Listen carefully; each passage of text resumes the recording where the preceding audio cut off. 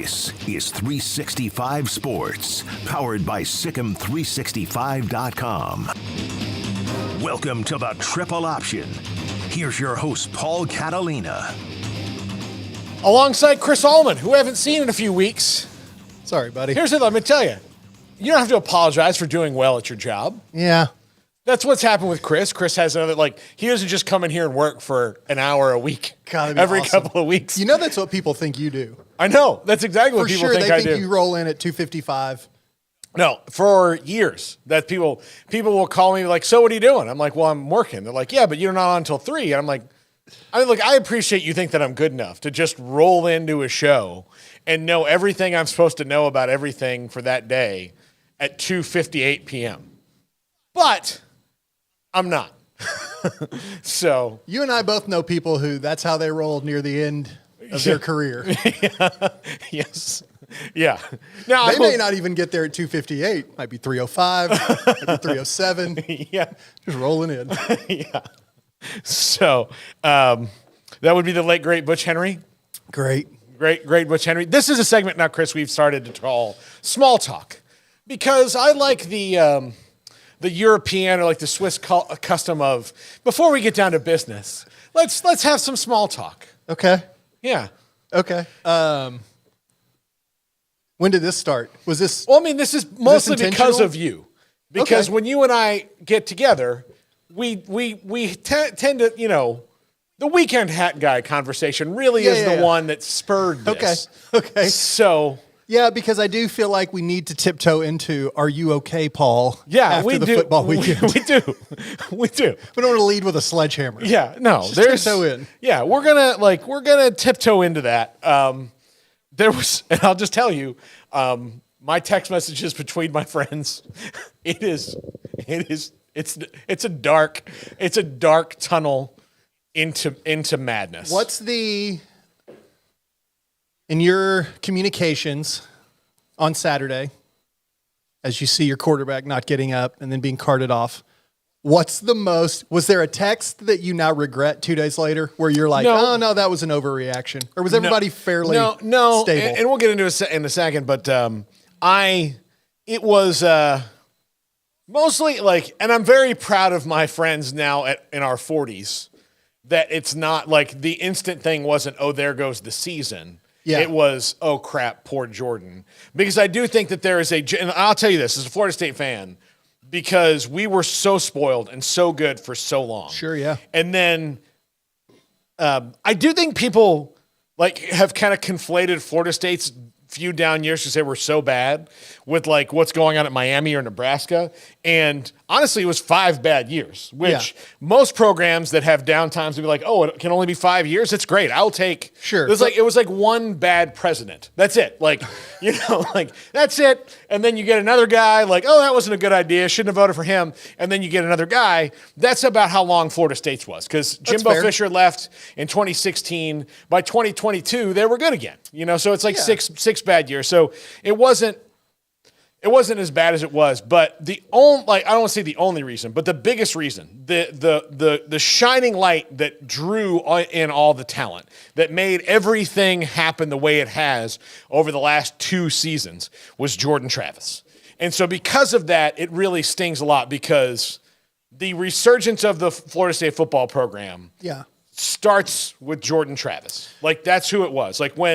If they write the story of, if Mike Norvell builds a Saban-level dynasty, which I don't think is going to be possible in the 12-team playoff era, but let's just say he does. If Mike Norvell does that, if Mike Norvell's the next Bowden and is there for 25, 30 years and wins several national titles and is always in the playoff, the first chapter of the book is Jordan Travis. And that's why I think it hurts so much. Because, look, we can say, hey, the Florida State season is over, this and that, blah, blah, blah, blah. But we don't know that. Right. That's not fair to Tate Rodemaker or the team of super studs that are going to surround him and try to help him win these next few games. Yeah. And that's small talk. That's small talk. No, that's the preview of when we get into the therapy part of it. But we were talking about Christmas plans. We were talking about Christmas and Thanksgiving plans. What are your plans? Oh yeah, we were talking about Thanksgiving plans. It's Thanksgiving. We weren't talking about. Wait. Now look, here's the deal. in my house, Thanksgiving is Christmas. Okay. And Christmas is Christmas. And Halloween is Christmas. almost Christmas. Okay. Seth Meyers had a bit with Amber, his writer. She's so funny. But she came on and sang a song, and it was like about Halloween, but it was how Halloween is Christmas. Okay. And that's how, they do it. My wife is very much that person. Okay. Since we're small talking, can I be all over the place? You brought up SNL. Yeah. I have not been in since Nate Bargatze hosted. Did you enjoy it? I enjoyed Nate Bargatze. I think that Timothy Chalamet's was terrible. Okay. I have not seen all of Jason Momoa yet, but it started strong. Okay. I'm all in on Bargatze right now. Do you ever zero in on things? I don't know if all you guys are this way, where it's like comfort food. Yes. Oh, yeah. Like you listen to the same song, or it's why we watched Friends over and over. Yeah. My comfort food right now is his most recent special, Hello World. Yeah. I listen to it, I watch it, so I thought he was hilarious on SNL. Now back to your question. Yes. Thanksgiving plans, nothing special. Everyone that I know and love lives within 30 minutes of Waco. Oh, that's good. So we'll spend some time with the fam, and our family has a dessert challenge every year where really? we pair up, Okay. and then everyone is given $10 and 20 minutes in the grocery store to go buy your ingredients, and then come back to the house, make your dessert, and present it to a panel of judges, and then we vote on who wins the dessert challenge for that year. Do you do it that day? We do it. It's all that day. Okay. It's all in the same span. I'm going to give you, do you have an air fryer available? I don't think my parents have an air fryer. We do this all at my mom and dad's house. Okay. You can still do it in the oven. Okay. I'm going to give you an absolute winner. How much you're talking? $10 is the budget to buy all your ingredients. Like now, sugar, milk, that stuff is allowed to be used from the house. Yes. Okay. I think I got you $10. Okay. I think I got you. Do you want me to tell you here, or do you want it to remain a secret? Let's keep it a secret, Okay. and also keep presentation matters, like aesthetics matter. Oh, it'll. Okay. You can make it look plenty good. Okay. I'll give you a couple different options on how to do it. Okay, I have a nephew that's on speaking of Saban level dynasties. Yeah. My nephew West, we've done this since 2017. I think he's won every year except once. You know why? He's probably Instagramming some stuff, right? Like he's going on Instagram and he's finding stuff that the olds have never thought of. Trust me, if you knew West, he would only be doing that if LeBron James were making desserts, because that's basically all he Instagrams. We don't know that he's not. That's true. That's true. We don't know that LeBron James would probably tell you dessert was his idea. Yeah. So yeah. I remember when I came up with dessert. Like, listen, you guys ever heard of chocolate cake? Me. How about this? Vanilla cake with chocolate frosting. Also me. I'm doing things. I changed the game. All right, so you and Amanda are going to... We're going to the Gaylord Texan. Okay, you're going to disclose that location, yeah. even though people may show up and the paparazzi may show up. Good luck finding me in that maw of people that's going to be there. So it's a lot. Because my wife is a Christmas is not just a day, it's a season. Chris, you've known me for quite a long time. I am very much of a Christmas is a day kind of a person. Or I was. Okay. I'm not anymore because marriage. Okay. You have to. Because marriage. Because you have to, if she was an avid golfer, okay. I'd have to lean into that a little bit. I couldn't, quash her joy for golf just because I'm like, I kind of like golf, right? Yeah. So I'm trying to lean in. I'm trying to be one of those guys. I'm trying to be Clark W. Griswold. Okay. That's what I'm trying to be. I respect that. If you're gonna aim high. I want to be Ralphie Parker and Clark W. Griswold and Arnold Schwarzenegger from Jingle All the Way. I don't know. I may have picked Okay. I'm just picking someone who's actually in good shape. That's what I want. But Ryan Reynolds from Just Friends. That's who I should have said. Okay, but, boy, you're shooting from the deep water right now. Dude, have you ever seen Just Friends? That's not the one with him and Sandra Bullock. No, Just Friends is the one with him and Chris Klein is in it and Anna Faris is in it. Okay. And it is awesome. Okay. Just Friends, anyone? No? Nope. Absolutely. I'm telling you, 10 out of 10 recommend. Solidly hilarious. Garrett, do you want to disclose your Thanksgiving plans in the same tone in which you disclosed it? Oh, I'm just staying at the house and avoiding human beings. Hey, Here we go. So, no, when Amanda and I, when Amanda moved down here, we go see her family at Christmas. Okay. And so at Thanksgiving, which is Tennessee, right? yeah. Okay. My family's not great with making plans. Like it's Yeah. hard, like it's scattershot. Does your mom call you and say, Paul, today's Thanksgiving? I won't. No, it's not that. It's part of it is my fault. I will admit that for years, because they were so bad about making plans, I just said, you know what? I'm going to go to the Cowboys game. And so I would go and cover the Cowboys game and have Thanksgiving dinner on Jerry, which is, let me tell you, opulent. I bet it's not a box lunch. Here's, outside of having to stand in line and get it yourself, that's the worst part of it. Really? Like all the rest of it, honestly, could have been brought to me with a guy in a tuxedo going, sir, the gravy.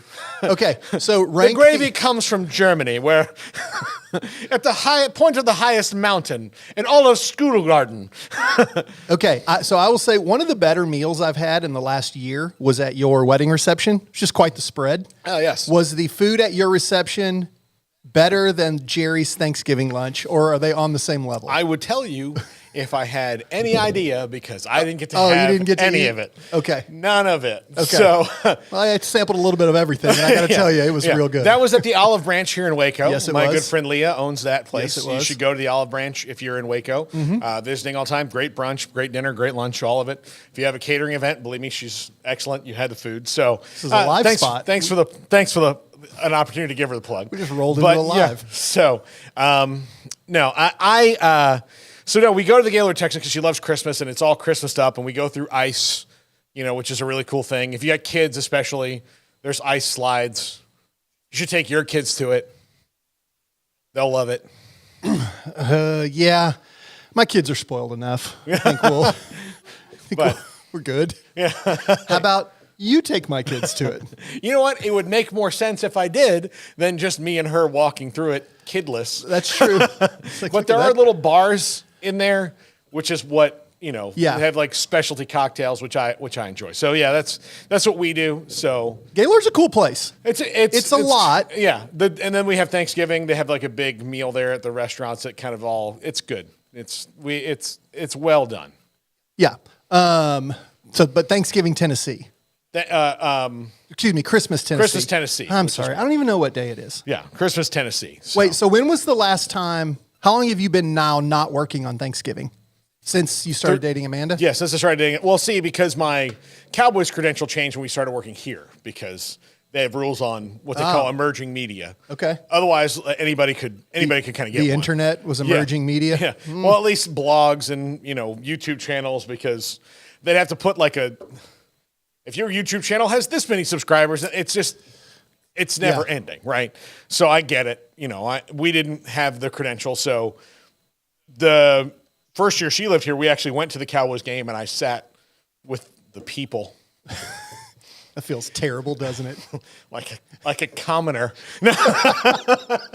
What is this chair I'm sitting in? Where is my halftime gelato? Where's the carving station? Is there a carving station anywhere near here? It is jarring. You mean I have to pay for this candy? It is jarring to spend your life in press boxes and then go sit. Well, like 10 Thanksgivings in a row. Yeah. In the press box, and then go. And then not only that, they were playing the Raiders. And so Raiders fans are not what you would call the most erudite people in the world. Okay, define erudite. Heard the word, don't know what it means. The most, they're not, as fans, their manners, I would say, are on the lower end of the list. There, okay. Like if you were ranking the fans with the most couth, the most je ne sais quoi, okay. The most ability to not look like common gutter trash. I would say the Raiders fans would have a hard time crawling out of the 31st or 32nd spot. Okay. And look, I say that knowing that our good friend Q is a Raiders fan, but And I say this also as a compliment because that's what they're going for. Yes, That's exactly what they're going for. They are leaning in. They are leaning into the bit. like just leaning in. So like when you're in the stands, and from where I was sitting, I could see my seat where I was sat. I could see into it. And I'm just looking at that guy eating my turkey and my mashed potatoes and my gelato bar and my halftime cookies. You're like in Catch Me If You Can. DiCaprio goes to his house. And he's having to sit there outside and watch his family. Yeah, that's exactly it. That's how I felt. Who's that? Where's your mommy? I don't make this many movie references in my everyday life. No, Only when I come and I'm with you. Yeah. It's like a language I know to speak to you. But yeah, and then you have to sit around and there's a bunch of people going, Raiders, like all the time. You're like, I don't like this as much as I do the other way. Yes, you like to literally look down on them. Yeah, yes, I was just like, for sure. Like, this is, and I love being like, if you take me to a baseball game, I can sit in the stands, no problem. I've not covered a lot of baseball. Like I've done a lot of Rangers games, but like I enjoy sitting in the stands of the baseball game because the pace of a baseball game is different, right? Like you can relax. Like baseball is relaxing until it's not. Like baseball in the regular season, very relaxing.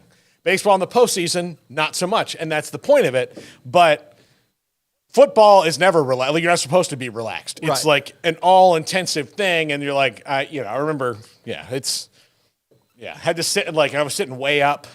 Okay. And it was just, again, not any higher than my normal press box seats are, but the press box, I'm supposed to be able to see everything. My chair's much comfier, and there's a carving station where the guy's like, would you like roast beef or turkey or ham or a little bit of all three, sir? So is that the trifecta, Jeeves? Put it on the plate. Is that the do you have to have a sports coat to get in? Yeah. They have a closet. And like Jerry does everything like all the way, right? Yeah. And so like even when there's a bowl game there or when there's a high school is a little bit different, but they always have something there. Yeah, they have a little something, but it's not like doing a college game there. No, but you do a college game there. Anytime there's something there, there's a bit of a spread. And but for the Cowboys, he does it to the level he does because he wants everybody, especially who comes from Washington, Philly, and New York, to be like, oh, our owner treats us like dirt. What is the worst seat you've ever had covering a game? Like, what is J-Mo talks about, is it where the Diamondbacks, do they have a bowl game where the Diamondbacks play? Yeah.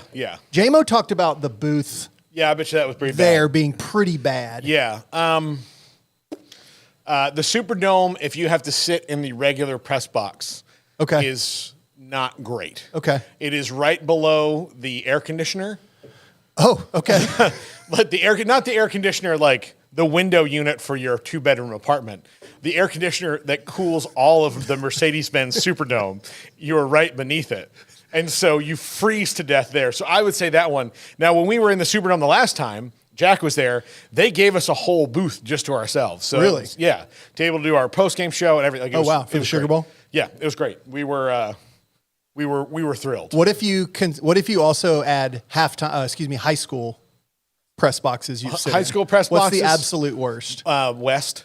Okay. And to sit in the stands. Okay. You've done that a few times, right? Have you sat in the stands? Salado. Dude, I had Salado. I had to stand on the sidelines this year. That was pretty brutal. But Florence is one of the absolute worst I've ever done at high school. Okay. Okay. Yeah. So anyway, we should probably. It's 1:19. We should probably get. We're almost done. Yeah. We should probably get to the first part of you giving me therapy. Yeah. I've got some questions I want to ask you. So let's go ahead and get into it. Okay. Yeah. Right now, or you want to take a break? No, let's get into it because we got some other things we need to talk about. Okay. You are 48 hours removed from, I want to be sensitive about this because I mentioned you have experienced actual loss, but this is a genuinely sad thing. Yes. It's not. How are you 48 hours later?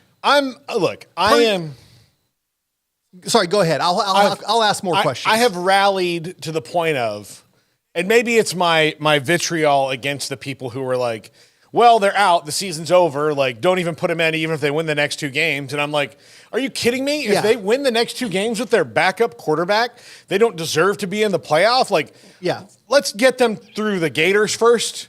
let's get them through Louisville. And then if they're 13-0 on December 5th, then they're going in. So Yeah. like you don't have to worry about that. And like all this pontificating and hot takery about that that's maybe gotten me like more behind Tate Rodemaker than I would have been in another situation if they weren't sitting here 11-0 going in the last couple weeks. So I'm really sad for Jordan Travis. I'm really sad for the students that are there right now that may not get to experience what they would have gotten to experience if Jordan was there. But again, that's sports. Ohio State in the first college football playoff was down to the third string quarterback and won it with Cardale Jones. Yeah. So I do remember that. It's not unprecedented. Like there are also, would you like to list the quarterbacks who have won national championship games? Yeah. Like it's not necessarily a who's who. Most of them are just on television now. Yeah. Like, Good point. Greg McElroy won, he's a far better commentator than he was a quarterback, and he won a national championship. Ken Dorsey won a national championship. Like, there are guys, that have won most of Saban's QBs that aren't named Tua or Bryce Young. Or Jalen. Or Jalen Hurts. Mac Jones notwithstanding, but, Yeah. There are, not all of them. Like Jason White didn't win. Josh Heupel won the national championship. Yeah. Again, you can win, especially if Florida State's team around Tate Rodemaker is really as good as they think it is, then they should have a chance to win most games with him there. So we'll see. Were you because I'm sure you've got to deal with it personally because you're a human being and you've already expressed your appreciation for him as a player, right? So you're grateful for what this guy's done for your university. You're also sad for a human being whose college career is over. Mm-hmm. But then also you're in the media. You have to keep tabs on what people are saying about it. And I feel like that would be the part that would drive me insane. That's why I can't do your job. It's a hard thing to do. Yeah. And I'll tell you what's gotten me good at it. There's no one who's harder on the Dallas Cowboys than me. Okay. And I'm a Cowboys fan. And you know what's allowed me to do that is covering the Cowboys for a long time. Okay. Once I've seen how the sausage is made, yeah. I have you're not telling me, Jerry can't propaganda his way out of my opinion. Right. So I've applied that same, look, I look at every team I'm a fan of, whether it's the Red Sox or the Spurs or Florida State or whoever, I put the same glasses on that I look at with the Cowboys. Okay. And that allows me to separate myself from it. Now, the one I'm most emotionally involved in is Florida State because I don't know if this is a surprise to you, but I've never played for the Red Sox, Cowboys, or Spurs. Okay. And they're not calling. That's news to me. But they're not. As much as I would like to play left field for the Red Sox, they have never asked me to do that. Okay. That's news to me. And I'm getting to the point where it's probably not going to happen. Well, at this point, there's not many 5'7", 43-year-old rookies out there. I would not give up hope quite yet. Yeah. You never know. Yeah. I'd encourage you to watch a little documentary called The Rookie. Yeah. Dennis Quaid. He was also a baseball player, though, an actual baseball player. Yes. Okay. So his baseball career ended when he was in his 20s before he went back and got in the league. Mine ended when I was in my early teens. Okay, you're right. So you've got a few more hurdles to climb. But still, let's be optimistic. So I look at that the same way. So when I hear things, and it allows me to do this because you have to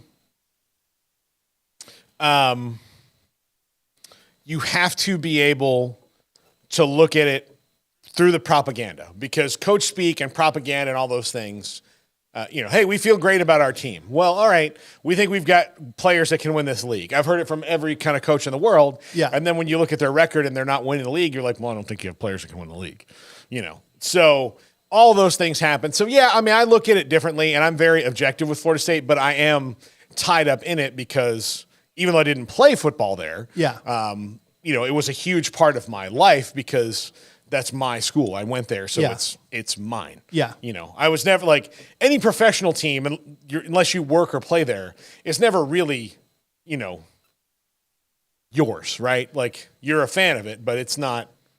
Yes. Or you could have the Ted Lasso look of every professional team is yours and the people who own it are just borrowing it. Yeah, no, I would agree with that, but I would also take the perspective of not really being a guy who has a college team. Now I do. Like I went to Mary Hardin Baylor. We're very good at football. Not this year. But so because my one team is a pro team, I guess I don't disagree with you. You're right. But you have spent money at Florida State. You've invested time. Like, I agree that it's different. So what is now, like, in trying to keep your finger on the pulse of what people are saying, what was the knee-jerk reaction? Is it they're done, they can't win at all? Was it predominantly now they're not getting in? I think it's predominantly now they're not getting in because I think that people don't think that they'll beat Florida and they'll beat Louisville. Okay. Like they have to win both those games to get in. And look, I would tell you if they lose either one of them, they shouldn't be in. I don't think they've done they've had a great season, but if you don't do based on the way that their schedule, especially after they played those teams, got worse. Like the only team that was LSU had a little dip where they were worse, but I think they're still the same team they played when they're still good. More or less. They beat most everybody. But Clemson's actually gotten better since Florida State beat them. So that's a thing, but I don't think anybody thinks that about Clemson. But the rest of their schedule's not good. They keep having to pay a penance for that Boston College game, which I don't understand. That was weeks ago. A lot of things have happened. But I do think that there is there's a perception that they have no room for error, and I think that that's true. I don't like the perception that you should just leave them out regardless of what happens because Jordan Travis isn't playing. Yeah, I agree. But if I could bring it back to, and I know this is a college football channel and a largely college football show, the stupidity of college football, that this is an aesthetic issue, a little bit. They are a different team, and probably objectively, it's fair to say they won't be as good, even if they're good. Right? Yeah. Because if this kid was the same player, he would be the starter. But this is an aesthetic issue now. Now this becomes, if they beat Louisville and they beat Florida, it is purely about aesthetics. It's how does this semifinal game play out on television and does it put eyes on it? So that's what the part I hate is that it further illuminates the lunacy of how we pick teams who play for a championship. Does that make sense? Is that fair? Yes. Or am I just way out there? No, it does. The whole beauty contest aspect of it will hurt them. But I would say that look, some of this is going to work itself out in the next 2 weeks. Yeah. There's Ohio State and Michigan play each other in 5 days. So one of those teams will be in the same spot as every other one-loss team. When it especially and again, there's a doomsday scenario for the Big Ten where, say whoever loses or wins the Ohio State-Michigan game goes in and Kirk Ferentz in the ultimate step of defiance wins a game 9-7, which I don't think would happen. but just the absolute the most boring wrench you've ever seen thrown into plans of all time. Yes, but whatever. All right, listen, you guys are gonna fire my kid. I'm gonna beat your team with 3 field goals. That's what I'm gonna do. And then. Yeah, and then I'm going to swallow a jar of nails to show you how tough I am. So there's all these scenarios that could happen. Look, Oregon could lose to Oregon State and then beat Washington, and then Washington's kind of in a pickle, right? Yeah. They're at one loss. Alabama could lose to Georgia in the SEC title game, and they're out of it because they have 2 losses, and then Georgia's in no matter what. Even if Georgia lost to Georgia Tech this week, if they turn around and beat Alabama, everything's fine. Georgia's probably not going to lose on the way out. They're playing so well, but you never know. So there's a ton of scenarios, but the fact that people like to zero in on the issue of the week of Jordan Travis is gone.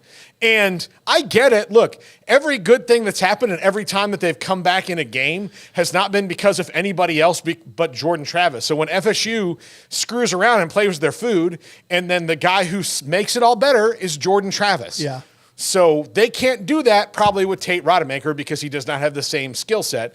But if they adapt and change things and if all of the superheroes in their skill positions be superheroes, then Tate Rodemaker won't have to bring them back in games that they should win over Florida and Louisville. And I know Louisville is good, but even with Florida State's backup quarterback, given the rest of their roster, Garrett, am I right? They should not lose to Louisville. No, they really shouldn't. I mean, Louisville, I think, is kind of a fool's gold, in my opinion. And, while the win over Miami this past week was pretty good, and rightfully so, but I think you lost to Pitt. I still stand that Virginia should have beat them. Yeah, I think that Florida State without Jordan Travis has a legitimate chance to beat Louisville. They should. Now, if you want to tell me Florida State sans Jordan Travis has a legitimate chance to beat Georgia or to beat Michigan or to beat Oregon or Washington. Well, even Washington, I don't know, man. Washington is the same kind of team as Florida State. Really talented, plays to their food. They are, but they looked, and all hats off to Oregon State this past weekend. I was really impressed with that win by Washington. Yeah, I was too, but they're kind of the same, right? They're kind of the same. I would say Texas is more so like Florida State. Texas.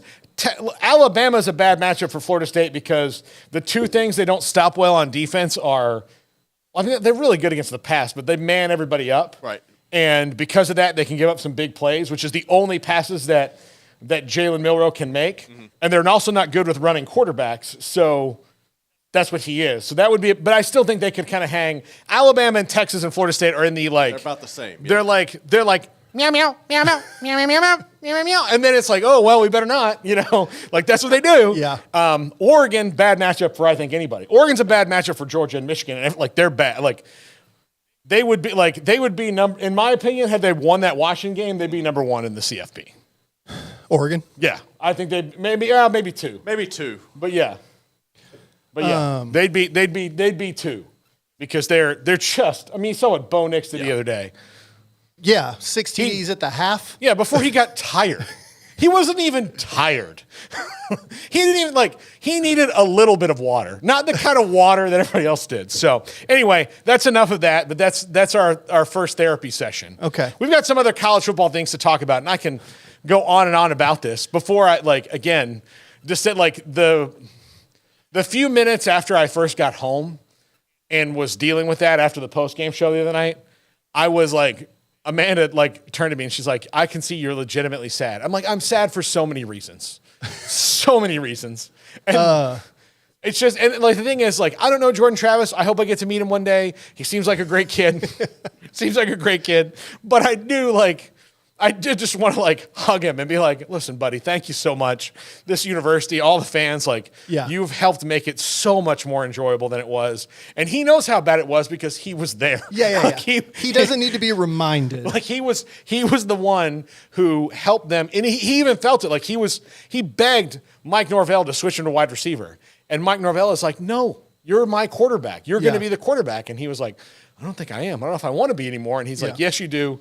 You're going to be good. And then he helped pull them up out of the muck. Yeah. To me, I know we're ready to pivot. I think that's the worst part of it is it's this kid who had a chance to do something very few people in their life are going to get to do. And Florida State, as a unit, could still do it, and he will be just as much a part of it. But the fact that he may not get to finish it is just sad for any. And he's a kid. He's a kid that you want that for. And I would tell you, in the grand scheme of the football viewing season, if you're not a fan of FSU, you're only going to watch them when they play Clemson or Miami or a big game. You're not going to do that. That's how you are for any school. Mm-hmm. But in the part of the year where if he was in the college football playoff and you're going to see him in the ACC championship game and then the CFP, we've been robbed of at least, now, a rivalry game, conference championship game, and a potential CFP game.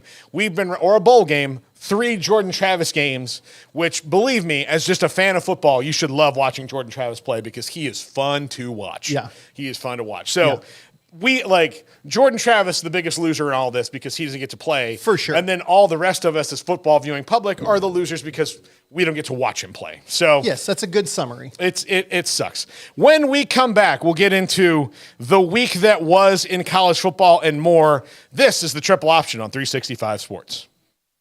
If your business is like most, you need things done quickly. But if you're still tying your critical applications together on multiple shared public networks, you've probably been feeling the slowdown. And that's no good for business. A private UPN fiber network can get you and your business moving at the speed of light. Whatever you need, we can build it. Internet, Metro Ethernet, Waves, dark fiber. We deliver custom private networks and are focused on business customers only. Our next generation 100% fiber optic infrastructure offers you low latency and ultra scalable bandwidth with speeds up to 100 gigabit to run your critical applications. Your connection won't be limiting your performance anymore. It's diverse and scalable, so it can grow and change as your business grows and changes. And with a secure carrier-grade private network, you'll have all the reliability you need. Contact UPN today to learn more. Fast just got faster. This is 365 Sports, powered by Sikkim365.com. Welcome to the Triple Option. Here's your host, Paul Catalina. Welcome back. Chris Allman alongside. And look, we have a short week. I'm not completely sure if we're going to have 2 shows or 3 shows. Okay. I just know that I'm not going to be here on Wednesday. Okay. Because I have to go to the Gaylord Texan. And Get to. I married Buddy the Elf. That's who I married. I worry when A much prettier version. Yes, of Buddy the Elf. But I worry that when we get through, we get in and it's like Santa's coming back. She's like, I know him. The other day we went to Richland Mall here in Waco, and Santa was walking through the mall on his way to his spot to take pictures with kids. Well, my 4-year-old son just saw Santa walking through the mall, so he starts hauling A after Santa. Yeah. That's how I imagine Amanda, the way you're talking about her. Amanda would have pushed Jack down en route to go see Santa. Yeah. I do like that, your son didn't ask the question of why is he walking? Why doesn't he just appear there? Why's he got a bag of Payway? Doesn't have one of those at the North Pole. I know that we have a viewing audience that goes outside the scope of Waco, but Garrett or Jack, have you guys been to the mall? You know, Payway doesn't exist in Waco anymore. Correct. Except there's a Payway in the mall. Did it take the place of the old Wendy's? That whole... It took the place of the old Asian restaurant that's right across from Chick-fil-A, but it's not Payway. It just says Payway up there, and then all the food is different. It's the biggest work I've been a part of in quite some time, because we took an office trip there. We were fired up. Payway was back. It's not Payway. Fraudulent. It's fraudulent Payway. Sorry, I know we have other things to talk about. This could be a possible crime that we need to get into is fraudulent Payway. I may have just slandered someone. All right, Chris. So we'll talk more about the week that's coming than the week that was, because there were not really any big upsets or anything. No. Oregon State didn't win, so that didn't shake anything up. Mizzou almost lost, and that would have been kind of big, but the Gators gatored that thing up at the end so bad. That's not even a subtle shot at the Gators. Here's the deal. He just gatored the crap out of that game. And look, I say that knowing I have many, many people in my life who I love who are Gators fans, and I knew their pain in that, where they're like, hey, we're winning this game. It's 4th and 17. Nothing bad can happen. And then not only do you have a 4th and 17, you give up 3 subsequent pass plays that were longer than the 4th and 17 you just gave up to get a kicker who, when they got the 4th and 17, they could have just kneeled it out, and he probably could have made it from there. Mm-hmm. They got him into, it was a 30-yard kick for Harrison Mevis, the thicker kicker at the end of the game. And you're just like, well, I hope he misses this short one. The ones Harrison Mevis doesn't even warm up from 30. He's just that's where he does trick shots where he walks up backwards and kicks it with his heel. Okay, I want to revisit something you just said. You said you have people in your life that you love that love the Gators. Yeah. When those teams, I've recently been through this because I don't think I've been here since the Rangers won the World Series. You have not. Okay. People asked me, aren't you happy for your friends who are Ranger fans? No. The answer is no. No. They weren't happy for you. No. When Gators do something well, are you happy for those people? Or are you just No, I want mine. Yeah. I want mine. It's childish and silly, but I don't care. Yeah, I got 2 things regularly. Number 1 is, aren't you happy for your friends that are Rangers fans? No. Unequivocally, I've told him that personally. I'd like to say this on the internet. I'm not happy for you. I want your sports life to be miserable. And then I got, aren't you happy a Texas team won it? No. That's even dumber. What do I care? I want the Astros to win and everyone else to lose. The same way I'm sure you feel about Florida State. You don't want anyone to win, especially Miami or Florida. No, Yeah. I don't. Like, I do. I have said this, and I do honestly believe it. I know people don't believe me, but it was more fun in the 90s when they were all three good. Yeah. Like, than this. Like, this is not where, like, only one of them can muster up double-digit wins at a time. Like, I liked it to where those three teams were determining the direction of the national championship. I liked that. I don't know if it'll ever go back to that because they let the wolves in the door when they all got bad at once. Okay. So sorry, the week ahead. We're supposed to be talking talking but about it's that. Rivalry Week. This is a fun week. The problem with Rivalry Week, though, here at the end of the season is there's only one of the games that is really good, and it is the game, Michigan and Ohio State, where I think this is going to be the most interesting Michigan-Ohio State week ever because you think? No one in their, like, if you were not a fan of either Michigan or Ohio State, for the last 25 years, most of the time you were cheering for Michigan just because you're tired of Ohio State. Sure, yeah. Now, Ohio State is not the hero you deserve, but it's the hero you need. Like, it's the one because everybody's mad at Michigan because of the sign stealing scandal. Yeah. Which has taken a very interesting new turn in the last week. Yeah. In that I think it's hilarious that Michigan thought they could lie their way out of it and be like, look, he was acting alone. None of the coaches knew about it. Like, we've suspended him and he's resigned. Like, we consider this matter closed. We're going to fight this suspension.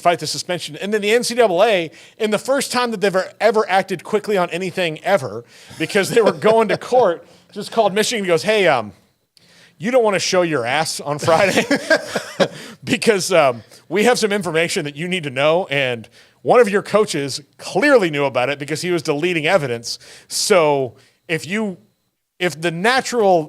defense is we didn't know about it, none of the coaches knew about it, well, at least one of them did. So then the next question is like, okay, low-level staffer was the only one doing it, was your first offense. Well, now your linebackers coach is doing it, or knew about it, and was somehow involved in it and deleting emails.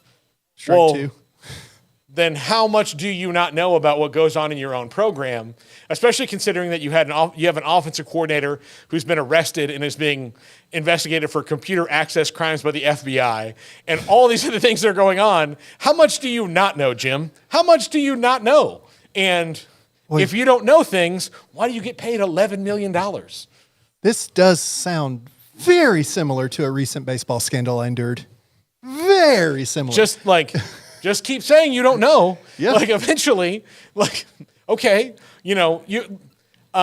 Michigan should just do all they can to make Rob Manfred the head of the NCAA right now. They should. That should be their sole purpose of their existence. And like you could, maybe Jim Harbaugh's the AJ Hinch in all of this. Yeah, I didn't know.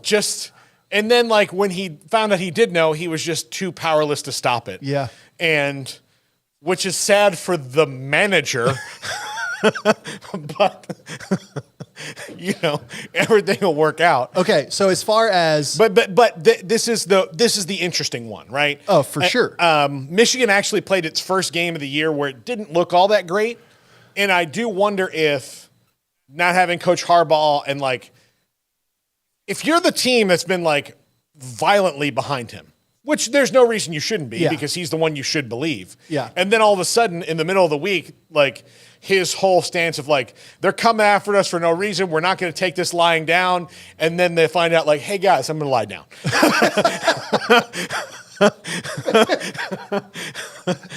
Jim, what are you doing? I'm laying down. I'm laying down. They can't get to me. Guys, they got to me. I will stand defiant against all. What now? What? Come on in. Guys, change the plans. So that's got to affect you a little bit. I'll also tell you a very interesting stat in that J.J. McCarthy's 5 worst games of the year have been the 5 games so far in which Jim Harbaugh has been suspended.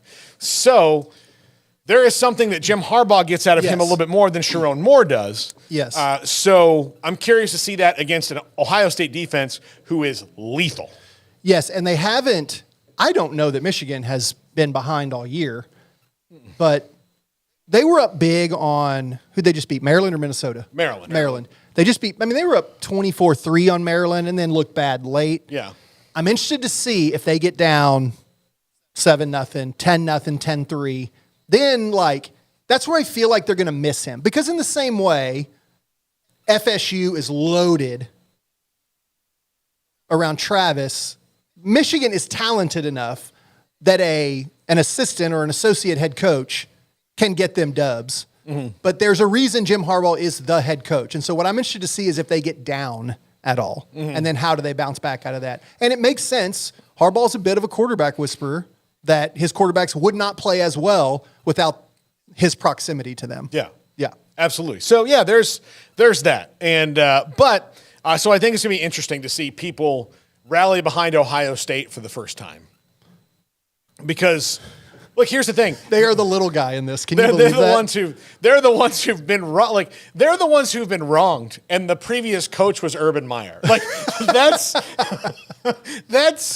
This is the world we're living in, the Big Ten. I do think, though, the Big Ten, they're lucky that they have all these alumni base and that they have all these TV deals, because if this was any other conference dealing with this, if this was the Big 12 dealing with this, they would pay for this for years. Yeah.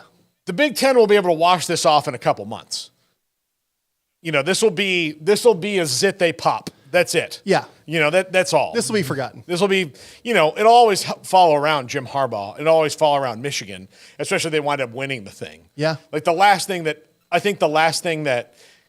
the college football playoff committee generally would like to have to deal with is, what if Michigan wins this thing and, I guess they can say, look, they could have beaten Minnesota without the sign stealing. Yes, they did have signs that they stole, but let's be reasonable here. Yeah. And then by the time that we caught it, they couldn't do it against Penn State. They couldn't do it, Then they're doing that really thing where, now they've got their big, sign, the big flags they're holding up. Yeah, that's so funny. Nobody can that's see. a funny bit. Yeah, that's hilarious. Oh yeah, we're stealing signs. We're all stealing signs. Yeah, you're all stealing signs. We're going to make sure that nobody in this exact moment of this 30-second timeout can figure out what we're doing. This one is obviously going to have the most outside interest, right? Your casual football guy is interested. Yeah. Now, Oregon State. Yeah, that's a huge is your one where you're like, okay, here's the at least not publicly tainted best rivalry game of the week. Look, Oregon State having to play Washington and Oregon the last two games of the year, really, that's tough. But I don't think they're going to let Washington beat them twice. I think that'll be a really tough game. I just think that Oregon is so good, and it's at Autzen Stadium, so it's going to be really hard for Oregon State to win that game. I think the most intrigue this week is in the Big 12, where there are 128 different scenarios. Is that the actual number? Yes. There's 128. Kirk Bowles contacted the Big 12 and said, hey, how many different scenarios are there? Because they sent an email saying, basically... It's confusing as hell. Yeah, basically condensing it down into, the macro version of it. But if you got into the micro version of the Big 12, there's 128 different scenarios, of which I think about 90 of them get eliminated if Texas wins on Friday. Okay. Are there any where Baylor plays for the Big 12 championship? No. Okay, good. Just not. checking. Didn't think so, just checking. Yes, one scenario. A designated survivor type situation. Yes, exactly. That one, exactly. Where there's just two of teams left. Yeah. That kind of 2024 Pac-12 type situation. Yes, exactly. Gotcha. Where there's just two teams left. Gotcha. That's it. And it happens this week. All of a sudden, was it Left Behind, where there's just all these people the are rapture. Gone? Yeah, yes, that's what happened. There are two options: designated survivor type situation, and Christ's return. Yeah, and ironically, the two teams left are BYU and Baylor. In the ultimate irony, hey, we took everybody else and left you guys behind. Mostly because it's you and Notre Dame. They're all here. Yeah. Jesus is like, good news, bad news, guys. I'm going back. You're staying here. But Big 12 championship. Here's the thing. We just wanted to see you guys figure out who was right without all the other people interfering. Let's figure that. All right. Glad to see you. Okay, I got to run. Got a lot of souls. Good to see you. Anyway, but there's a lot of those.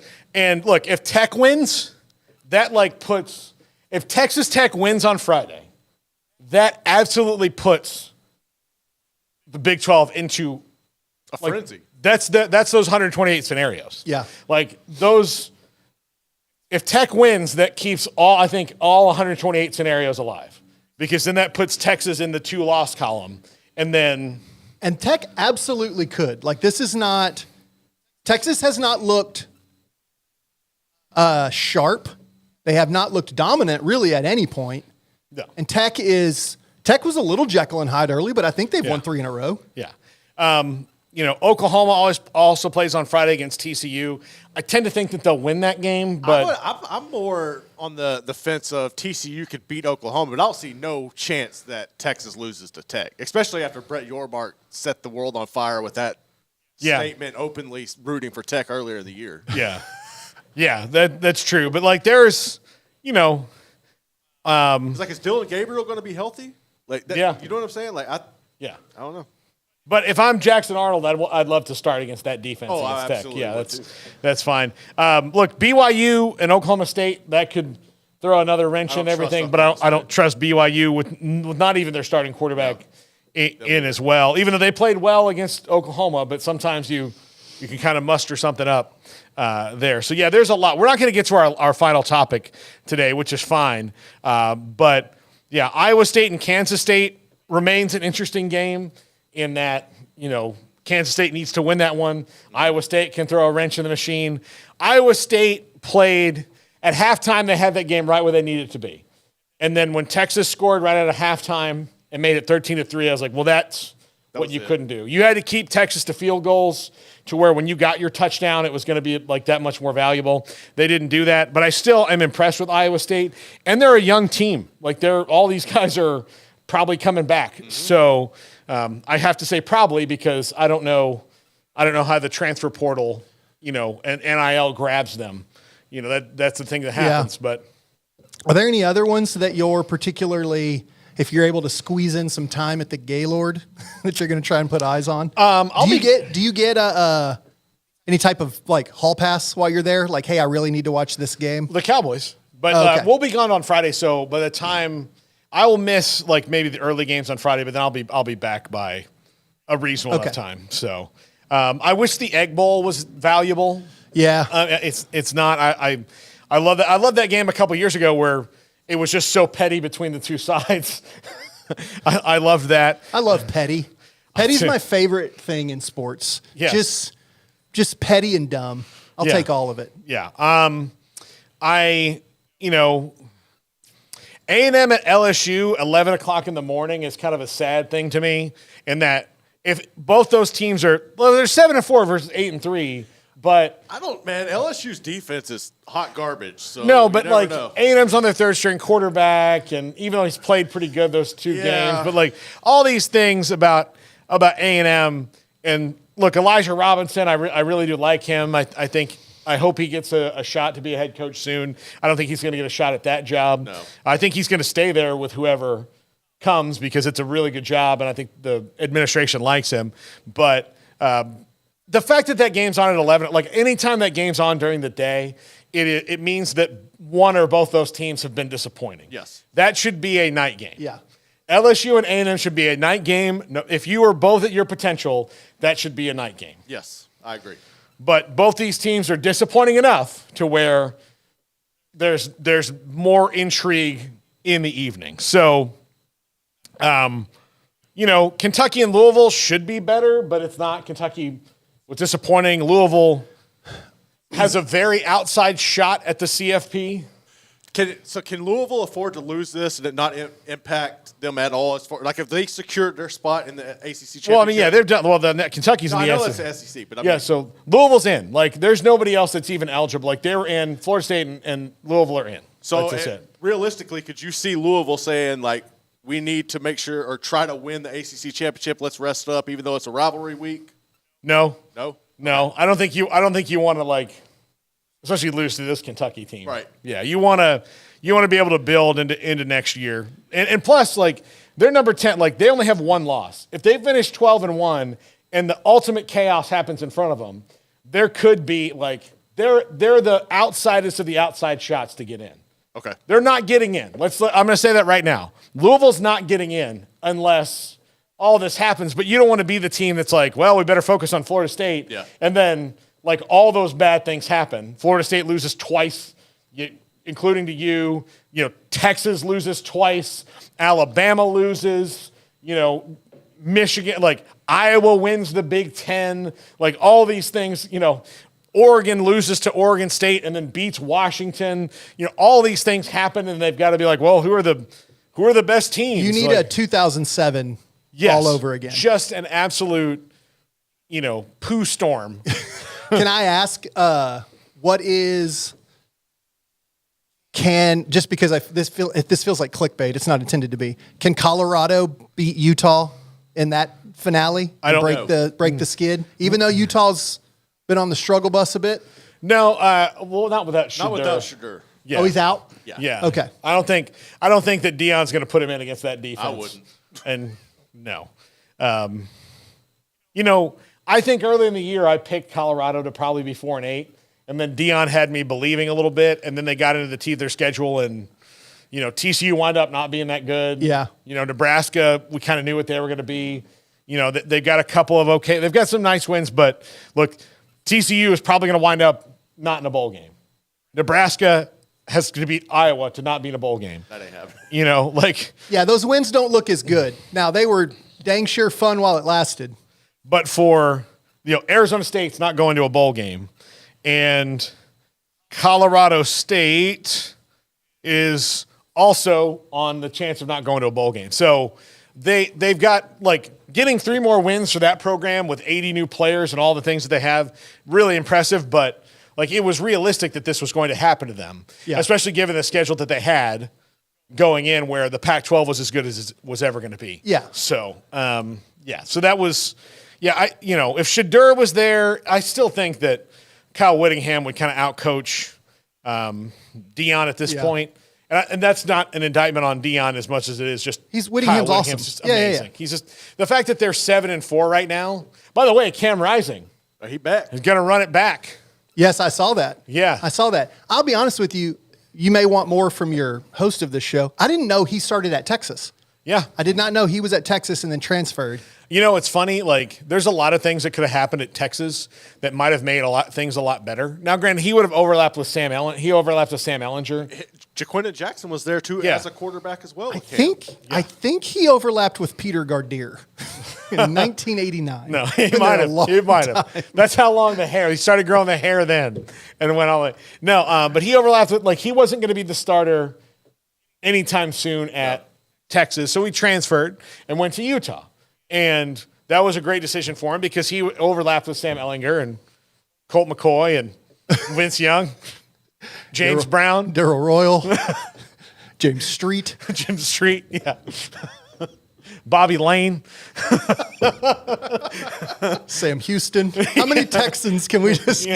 Davy Crockett, Cam Rising's in, like, one day just sit down and tell stories of all the guys he knows. Like, you know, when Ricky Williams and I were freshmen together. You know, kids, gather around. I do actually remember the Alamo. Come on in. Let me tell you about it. Like, you just give a tour, like, none of this T-shirt crap was here. There were people dying right here and there. It was a terrible day. I know it's not that long ago, but I still can't believe we got guys, and there's probably more than a few that are still playing because of that COVID year. Yeah. I mean, it's just... They have, like, I think next year is reasonably the last year where it's going to be a lot of people and not like this random, like, oh, this guy tore his ACL 3 times and had a COVID year. But I think the next year will be the last year of the COVID years because that would be the freshman of that year. Yeah. Rising had an injury and a COVID year, right? He had medical red shirt once and a COVID year. Yeah. So he'll be back. I hope that's good. So that's good news for Utah. But yeah, it's going to be an interesting week. There are big playoff things that could happen. Yeah. Oregon State could eliminate Oregon. They could straight up eliminate Oregon because Oregon has that loss. Yeah. Although, again, Bo Nix is right now he's the Taylor Swift of quarterbacks. Everything's kind of going his way. So it's called being on a heater. He is on a heater. Yeah. He is. I watched the SEC shorts today, and they were talking about Auburn because they lost to New Mexico State and paid them almost $2 million to do it. And one of the things that it was like a drug commercial, and it was like the symptoms could be, watching Oregon where your quarterback went and threw 6 touchdown passes in the first half and wondering, Yeah, that's we're not only here's the other thing about Bo Nix. Like, there's a long line of Nixes that have been at Auburn. Like, it was his family school. Yeah. Legendary. And now he is away from there, winning games at Oregon, which, I mean, that would kill me. Yeah. Like, that one stings. FSU's had a couple of legacies that have gone on to other places, and it really it got me. Sure. And I was like, oh man, It's one of our guys. Yeah. So Marvin Jones's kid, that one kind of hurts. Anybody who's Dion. Look, I'll tell you, Shadur Sanders, if not for Jordan Travis, the fact that Shadur Sanders exists in a world, that's the best thing he's done, is made me not look around and be like, oh well, Dion's son is a great quarterback. Yeah. That Kendall Bryles pissed off into not going there in the first place. Way to go, Kendall. Way to go. Thanks, buddy. Way to do your job when you're there. Look, we have 5 NFL Hall of Famers, 6 Hall of Famers. When one of them comes, if you like their kid or not, pretend to. Yeah. Pretend to. Yeah. That's it. That's all you have to do. That seems to me what recruiting is. Don't you just pretend like the kid is the greatest thing you've ever seen? Yeah. Just for a weekend? Yeah. Yeah. Again, it's not that complex. Just pretend to. When Deion Sanders walks into a room in Tallahassee, Florida, you fall all over yourself. It doesn't have to be genuine. Yeah. Just do it. Yeah. It's worse for you if you don't. I understand that this is probably not the best advice for life in general, but look. Not bad advice for Thanksgiving. Going to meet the in-laws? Do the same thing. Yeah. Recruiting and Thanksgiving. Yeah. All the same. Exactly. All that. Fall all over yourself. Well, Chris, it's great to see you again. We missed you terribly. I missed you guys. I do wonder, your success at work and the Rangers winning the World Series coincided very directly. And the first week I thought he probably didn't want to come in here and see have the chance of running into an actual Rangers fan that way he couldn't, be nice. No, I'll tell you where that happened. I did not even see the final out of the World Steven? Series. Was it okay with you and Steven? Oh yeah, because I love Steven. Okay. Steven is the most wonderful human on the planet. I didn't even see the final out till about 4 days after it happened. I didn't watch it. Then on a Wednesday night, I went to church to pick up my daughter, walked through men's Bible study, and I might as well have just lined up and let them all kick me in the crotch. That's all it was. Just a room full of Ranger fans just giving it to me all at once. So I'm past it. Yeah. I'm on to next season when the Rangers are probably going to win it again. Look, I grew up in South Florida, which is disputed territory for every Major League Baseball team, especially in the Northeast. Sure. There's not you just depends on you walk into pockets and you're going to hear Boston accents or New York accents or, whatever. Chicago people. Well, most of them are, go west. Yeah. But I had a ton of friends that were Yankees fans. I have a few that wind up Rays fans because I know 0 Marlins fans. None. I know a ton of people from Miami. I know no Marlins fans. But when the Yankees were winning their World Series, it was tough. Even guys from New York I knew. I worked with a guy named Carlos who could not have cared less about baseball, but was from New York. And anytime the Yankees did something well, he would give me crap about it. I'm like, okay, who's their second baseman? Yeah. Who is it? You name him. Go ahead. And he couldn't do it, but he was a New Yorker. So I know how you feel. Yeah. I do. But I'm okay. Yeah. I'm okay. I'm going to make it. Yeah. Listen, here I can be glad for all my father was a diehard Rangers fan. Was just, he did it to me with the Red Sox. He put me in those games and made me start following players from minor league and all those things all the way up. So it's his fault that they became very secondary to me. But I was happy about it. Just like if Texas A&M wins a national championship in football, I'll be happy for my family. But again, I'll be like, well, how did FSU let that happen? Yeah, exactly. That's Exactly. great.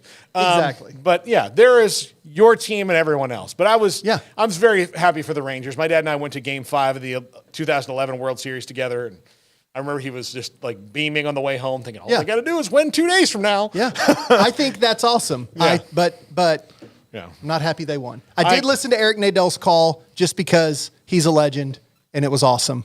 From a broadcasting perspective, I wish he would have never gotten to do it personally. Here's the thing. Have you ever met him? Is this still an hour-long show? No, it's my show. We can wrap it up in a second. But have you ever met him? No.